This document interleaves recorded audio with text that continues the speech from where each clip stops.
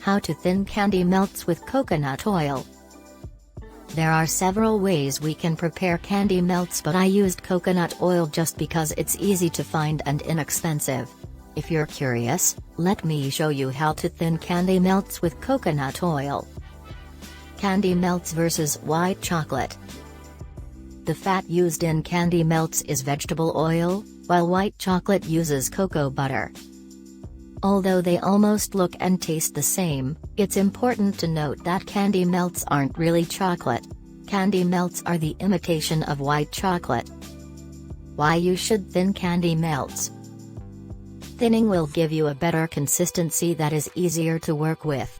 In this regard, you will have a smooth texture, which is the best for coating treats and goodies. How to thin candy melts with coconut oil. There are two different ways you can thin your candy melts using coconut oil. The double boiler method.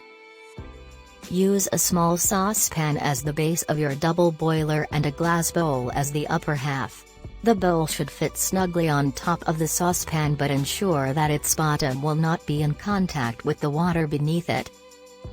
Boil some water in the saucepan and bring it to a simmer.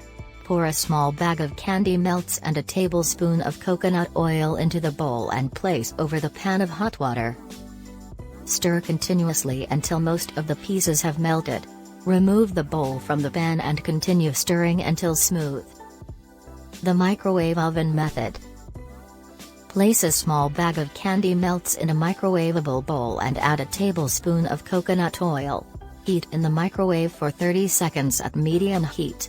Stir the candy melts and heat again for another 30 seconds. Stir the mixture again to see if all pieces have melted and if you have your preferred consistency. Heat for another 30 seconds if there are still lumps.